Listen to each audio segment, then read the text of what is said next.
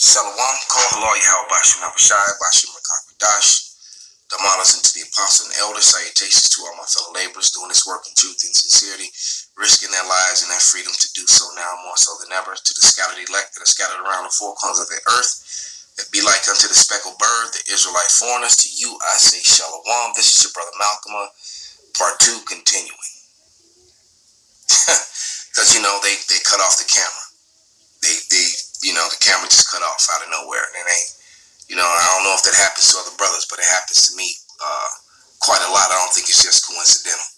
But nevertheless, I was talking about the Israelite brother who came to the Spanish camp. This is part 2 of the chariots. It's response to the chariots on standby. We close. This is the response to it, part 2.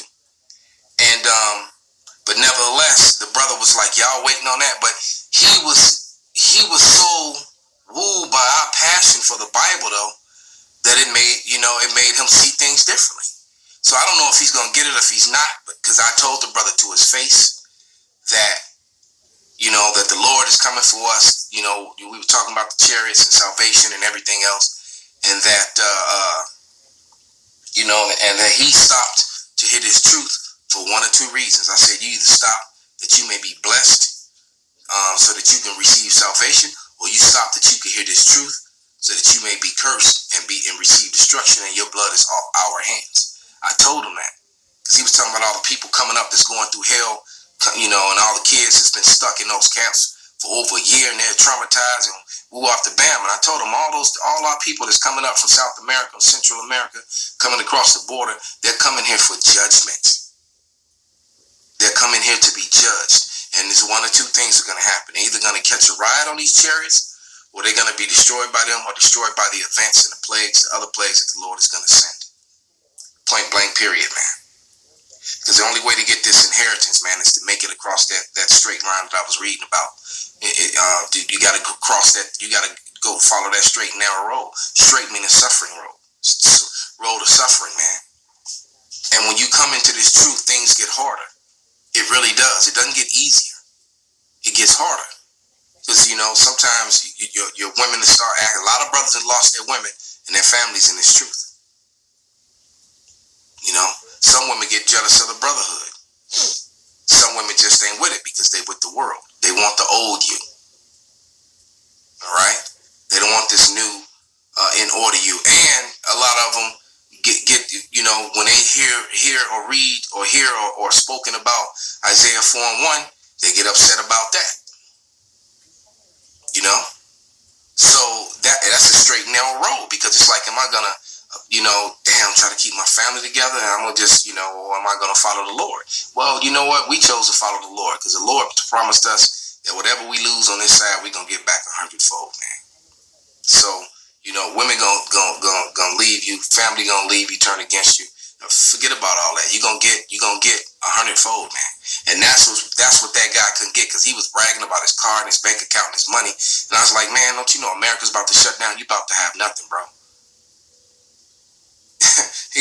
So you about to have nothing, man. Nobody give a damn about your. And then even with all that, you still could lose everything. Your woman still will step out on you, man. Don't put your faith in anything but the Lord. But see, it all comes down to faith. But we'll see what happened with that brother, man. But we gave him the information to look further, but he didn't seem interested, that interested. Like he was gonna pursue it. He was wooed by what we were doing, and was like, y'all need to keep on.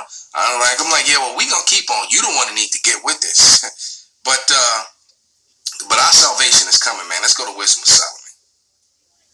All right, this is Wisdom of Solomon 5:2, and it reads. I started verse 1. And it says, Wisdom of Solomon 5:1.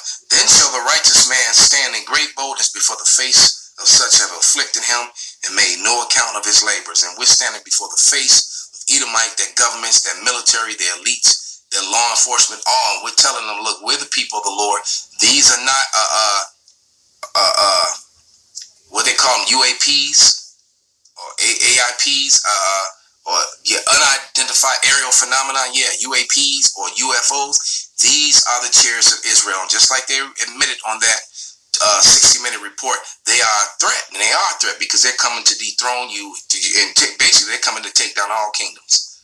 All governments and principalities will be brought under the boot, under subjection to who the world ignorantly calls Jesus Christ, Yahweh Shai. And these chariots are going to be one of the main things that causes that to happen. All right, they're a big part of that scenario. And it says, and when they see it, they shall be troubled with fear and shall be amazed at the strangeness of his salvation, so far beyond all they look for. So yes, it's going to be strange when these things. So seeing what we saw was amazing and strange enough. Was watching these things appear, hundreds of them in a straight line like that, appear out of nowhere, just like light up and appear, and then go for miles across the sky and disappear on the other side. And then they were popping out and appearing in Kansas City, And Kansas City going to Kansas City is east of heading east when heading in the easterly direction when you leave Chicago. But nevertheless, it's the fact that they were doing that. Guess it really wouldn't matter because they were, popping out in and out of portals. They could have popped out and appeared anywhere. For all we know, video is going to go up, and other brothers in the Great Millstone also witness these things, like the event that took place the following last summer. And last summer was amazing enough, but this was even more because they were in such order, and it was clear and apparent that these orbs were not airplanes. They were not helicopters. This is what this video could have made it on any of those videos with those UFO stories. But they're not UFOs. They're not unidentified anything. They are the chariots of Israel. That is the Air Force, all right, the Air Forces of who the world ignorantly calls God and Jesus. And the men of the Lord are the ground forces, and there's nothing they can do about it. Because as amazing as those things are, the Lord's going to give a portion of that power to the men down here. They're going to turn up because he's going to have to. Because we won't be able to survive the onslaught when Esau comes with his military and stuff. When he comes with his tanks and his armored vehicles and his technical weapons and microwave weapons and all that stuff, we'll have no way of defending our. We're like worms. Jacob thou worm. Well, he's going to turn us from worms to a thrashing a thrashing weapon with teeth, roughly paraphrased. And it says, and when they see it, they shall be troubled with great, terrible fear, and shall be amazed at the strangeness of his salvation, so far beyond all they look for. And they repenting us, slacking, not us but them, and they repenting and groaning for anguish of the spirit shall say within themselves, this was he whom we had sometimes in derision and a proverb and a reproach. We fools accounted his life madness and his end without honor. How was he numbered among the children of God and his lot among the saints? Because the only people who are going to be saying that are the low level Edomites, because all the elites know that we're the saints. They know that we're the children of the Lord. They know that we're the men of the Lord, man. They know. It's only the everyday average Edomite, like in the previous video, that's trying to succeed. We started this off with a video about several states in Oregon succeeding from Oregon and joining Idaho. Several states, not several states, but several counties that succeeded from or trying to sign a bill to secede from Oregon to join Idaho because they voted for Trump. These Edomites are divided and against each other. And what's happening, and what happened to us when we divided? When the northern kingdom and the southern kingdom divided, Israel fell. The same thing is happening to the so-called white man. This is it for them. They're done. They're over. Finito. All right? Last scripture. This is Zechariah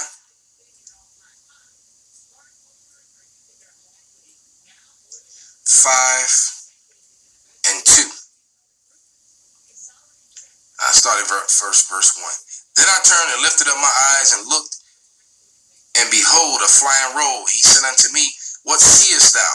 And he answered, I see a flying roll, and the length thereof is 20 cubits, and the breadth thereof is 10 cubits. Then he said unto me, this is the curse that goeth forth over the whole face of the earth. For everyone that stealeth shall be cut off on this side according to it, and the so-called white man has stole nothing. Every land mass that he's in, he stole it from the indigenous people of those lands. And then he set up governments and rules to elevate himself above those people and abuse those people and make money off those people.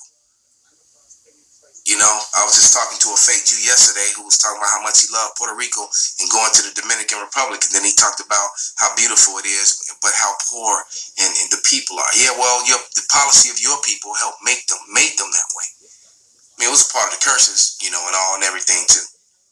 But nevertheless, it's their policy that made everybody look. Ghettos don't pop up; they're created. Same way that a rich suburb don't pop up; it's created, and they created instability and unequal wealth distribution to elevate themselves, along with false history and lies to elevate themselves. And this is the curse that's coming to. And they stole us. You know, members of both the so-called Latino, Native, and Negro societies, all our ancestors were stolen and shipped on slave cargo ships and shipped around the world. Point blank, period. And our lands and our heritage and everything taken from us. All right? So everyone that sweareth shall be cut off as on this side according to it. All right? And I will bring it forth, and that's it. It's all these chariots. All right? Saith Yahweh of hosts, and it shall enter into the house of the thief. This is the main place. Babylon and Britain. All right? Even over there, the borders of Basra, wherever Esau is, over there in the land of Israel. I will bring it forth, and saith Yahweh of hosts, and it shall enter into the house of the thief, and into the house of him that sweareth falsely by my name, saying that you the people of the Lord, saying you God's people, and you the damn Edomites. All right? And it shall remain in the midst of his house, and shall consume it with the timber thereof and the stones thereof. The Lord's gonna utterly destroy you to dust, to ashes. So with that, I'm going to give all praises, all honor, all glory unto Yahweh, Bahashem, Yahweh Shai, Bahashem, Wakakadash, Wa Abba, Shalom.